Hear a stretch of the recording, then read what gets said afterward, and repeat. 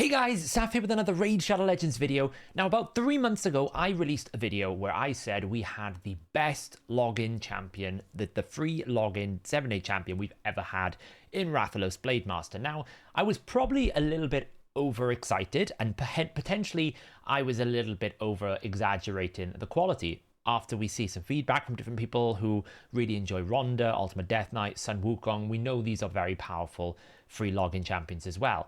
But one thing that was certain, Rathalos Blademaster was a very good login champion for every player, depending on whether you were late game, early game, or mid game. Well, we've got a brand new Chronicler Adelyn, a brand new 7-day login with a bit of a difference of the model. We'll have a look at that in this video.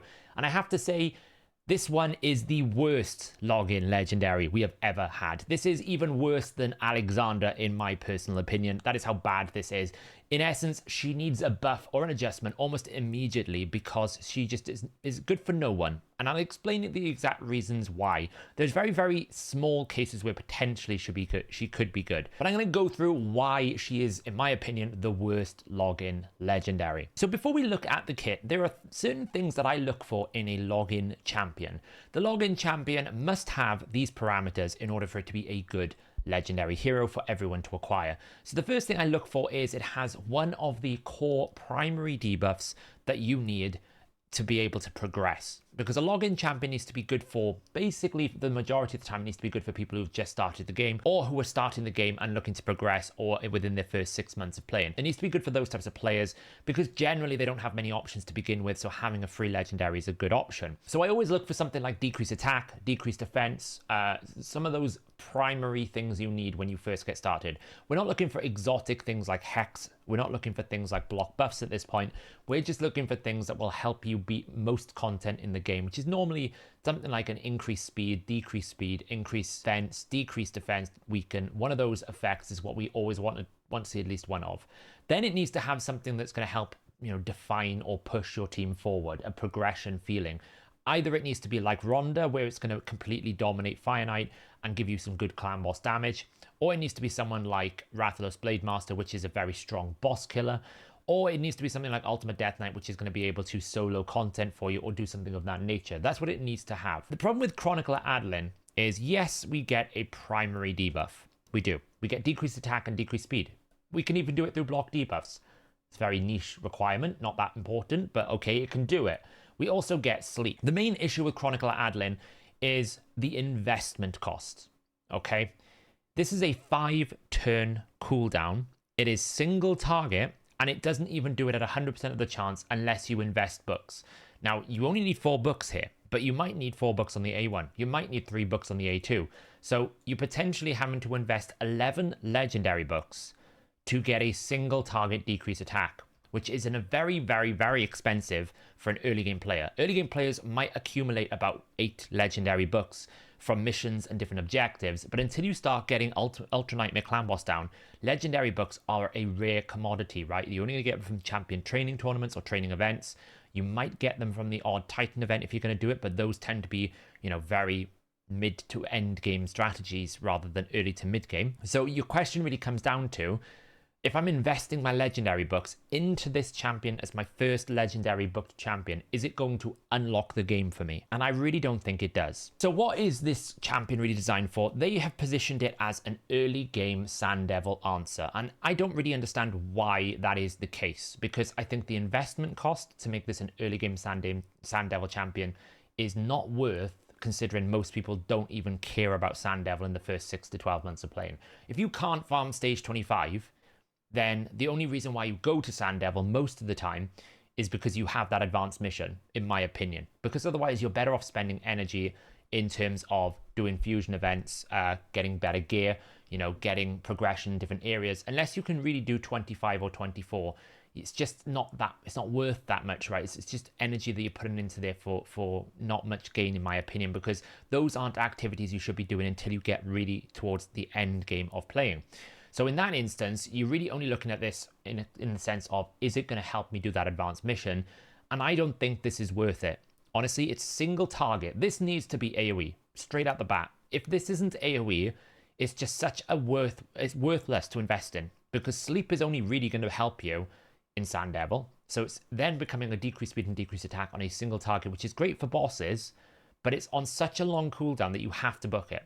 You can't use this ability in any sort of consistent team unless you book it, and that is just a lot of books to invest. That is the first problem.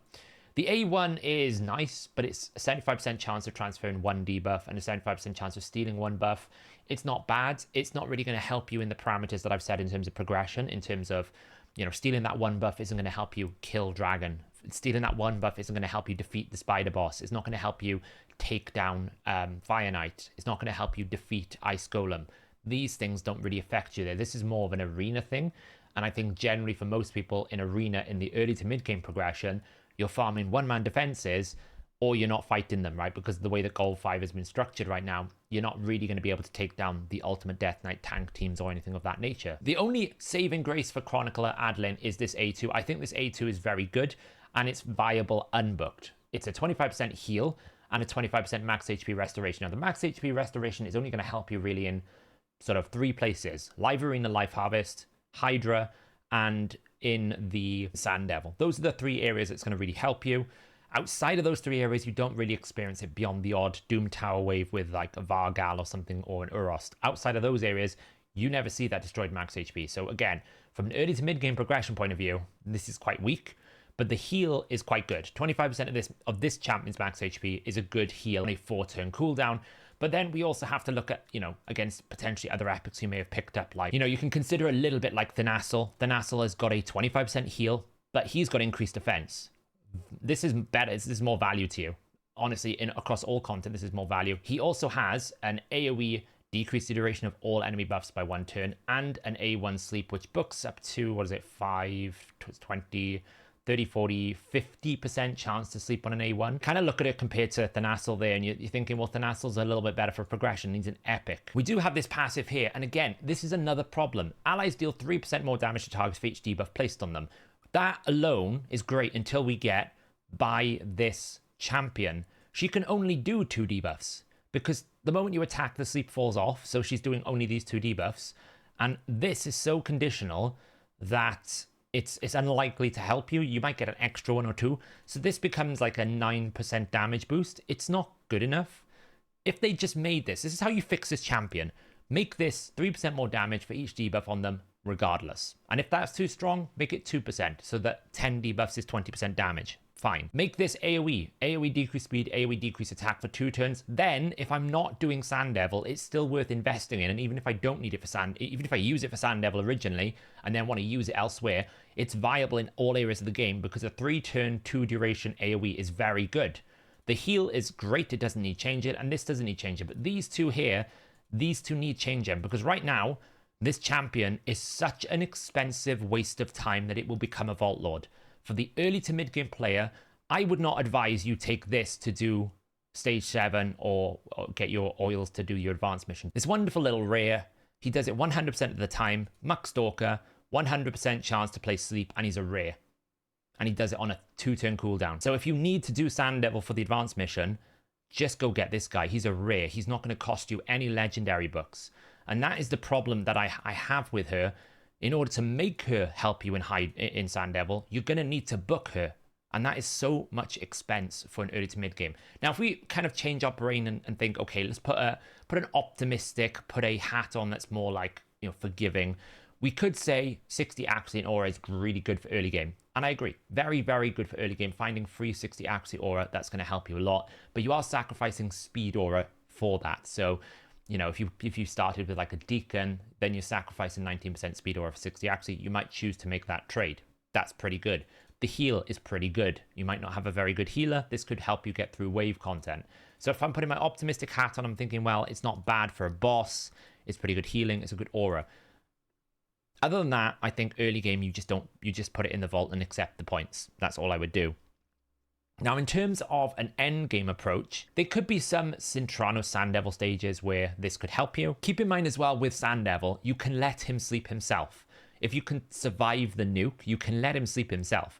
And on lower levels of Sand Devil, he doesn't hit super hard, so you can get away with like a little bit of tanky teams. Maybe you can put some reaction gear if your clan has won a few CVC tournaments, so you don't get critically hit on that first hit. There are ways that you can survive the first hit potentially. so you don't always need the sleep. And generally with early game Sand Devil, you can kill it much easier because of the way that the damage reduction is reduced. It's only really when it gets above stage 10 that it really starts ramping up. And again, if you're early game, you're only interested in the advanced mission. You're not interested in really farming it unless you're at the higher levels. You know, the sleep for Sand Devil in Cintranos, I'm looking at this as an end game player, and this adds no value to my account. Literally zero. Whereas Sun Wukong, lots of value. Ultimate Death Knight, lots of value. Rhonda still has lots of value. One of the few champions that can place block passive skills. We had Rathalos, is in my Nightmare Hydra team. This champion doesn't even make it out. Like, honestly, I don't even think this champion makes it out of the vault. It probably, the best thing about this champion is it will give me about 100 champion training points when I put 20 brews in it, because I have to do another champion training event. That is about as useful that this champion is going to be for any sort of late game account, because this is single target. There are tons of better. I mean, let's look at the fusion, for example. We're about to get a fusion. For an endgame player right now, they're about to get their hands on Airstrid, who gives you an AoE decreased speed and an AoE weaken with an AoE 15% turn meter drop. We also get an AoE increased speed, an AoE increased attack, and an AoE turn meter increase on top of an A1 sleep, which is 75% chance. She also has a 20% aura in arena, which is a bit nothing, and some good healing, right? So in essence, you've already got that champion coming out as a fusion, and it's way stronger than this one. This champion is just terrible. It's not what a login champion should be. Login champion should get us excited about playing the game. This one is a forgettable event, and I feel like Plarium kind of realized this, and they're trying to push it as this big event by adding all these extra things. So that is my summary of Chronicler Adelyn. Early game, I think she's a waste of legendary books. If you really need to do Sand Devil, go get something like a Muckstalker and just do a simple sleep team, or try to tank the first hit, then nuke it as quickly as you can. That's the only reason why I would do it. If you can't do upwards of 23, 24, 25, you shouldn't be spending your time there anyway, because you could be spending your energy in better places. Heal is about as good as it's going to be. And then, you know, as I said, if it was me in charge of this, I would be doing an instant hot fix right now, and I would be making this to be 2% for any debuff. I'd be making this an AoE chance. Even if you keep it at 4 turns, an AoE decrease attack and decrease speed, it makes it worthwhile booking, and then leave the rest as it is. The rest is fine then. Now, just briefly, I want to go over the event. The event here is slightly different. We don't have just 7 days of login. We actually have multi-phases. So the first 7 days is the typical 7-day track that you normally get. We get some gear, and then on top of that, we'll get the champion. Now, one thing to always note is, can you tie in this login champion into a sort of champion chase or a CVC window? We just had CVC yesterday. It ended today. So this is not going to be something you can hold for another CVC. But you might be able to delay it for a champion chase, because we're going to have a summon rush this weekend, which means in about 8 days' time, we will have a champion chase, right? Because every week it's champion chase, summon rush, champion chase, summon rush. So assuming that works the same way, tomorrow will be a summon rush, which means day 2 will be the start of that. So if you can delay the collection, there is ways you can do it by basically not clicking on this window. You might be able to get it for champion chase, but it's hard. The second 7 days then are giving you some bonus activity. These are a little bit of rewards, and you get a 2-star soul. And then once you finish phase 1, you go into phase 2. And phase 2 is basically a reward. Think of it like a mini Titan event system, where essentially you can play the game a little bit and you get some points. It looks like it should be pretty automatic if you play the game. If you're doing any sort of champion training, you're going to get 1 point per campaign level. So probably you might do 200 campaigns, a couple of clan boss, lots of arena. You probably will find that you will do this without even realizing it, as long as you're playing the game regularly. I will say the best thing in this reward track is, for an early game player, 6-star accessories. It might be really good to put on someone other than this champion. And the primal shard, because I will say the 5-star soul is not that useful for her. And the reason why the soul is not great, we had a discussion in HH Gaming about this. Like, what blessings you pick. She doesn't attack that often. She has 1 attack on a single attack. So you might be thinking Brimstone is an obvious option. Well, it's 70% times 1 every 3 turns. So if you're running something in a 1-1 against a boss, then the chances are you're not going to have that Brimstone up very often, because if she doesn't roll it the first time, you've got to wait 3 turns to get it back. The best thing probably is the Aura Blessing, 60, and the stats you gain out of the blessing. That's probably as good as it's going to be. Like, the soul is not that valuable for her, because there is not that much of a good blessing option. But it will give you lots of base stats, right? It'll give you 75 accuracy, so she won't really need much accuracy to do that A3, I guess. And as it is kind of free, it's it's kind of free, right? You just do the activities. So overall, the event model is cool. I like what they've done here to make it feel a little bit more like an event. The champion needs a buff. It's so underwhelming. It's just absolutely depressing to consider. Even as an endgame player, I've already forgotten about it. It's that bad. They need to buff the champion up a little bit. As an early game player, I feel like it's a massive waste of resources to book it and to make it usable. And you can't really use the champion unless you book it, unless you're using it as an aura bot. So I'm going to leave it there. There is another event going on, which is a voting system for the next fusion. I think his name is Wixwell. You can go over to the link. I'll put a link in the description of this video and the pinned comments. You can go vote for it. I would suggest, and this is something that some of my community have been saying, potentially you make all your choices on the concept of a really bad fusion if you want to take a fusion event off, because we haven't really been able to have a break in approximately 5 months because all the fusions have been very powerful. If you want a bit of a break, why don't you vote for something that's a little bit weird? I got a feeling that won't happen. I got a feeling that all of the results will magically end up being a support champion, but we'll see what happens. But I definitely can see that the current intercept buff skill is going to be the one chosen. But there we go, guys. Chronicler Adelyn needs a buff. Hopefully player and do something about it before it comes out fully in 7 days time. I normally do a sort of a stream where I play it for the first time. Honestly, I'm kind of not thinking about doing that this time because I don't really know what to showcase, because personally, there's not much I would use it for, if anything at all. Just quickly before we end the video, the reason why I said she's not as bad as Alexander, because people probably forgot this guy was even a login champion. At least this guy could do AoE decreased defense without too much. It still required a lot of books, but at least, hey, it's an AoE decreased defense, right? It's not so bad. It was an A1 freeze. He wasn't that good. He's probably the second worst one, but at least he had like a removes all buffs without any books. He had an AoE decreased defense that was 75% chance without any books and on a 4-turn cooldown. So you could at least somewhat use him. That's why I think she's worse than him, and he is pretty low down there as well. And Deliana was very good for Hydra when she came out because we needed a block buffs option, and there wasn't really that many, so she was actually pretty clutch for that as well.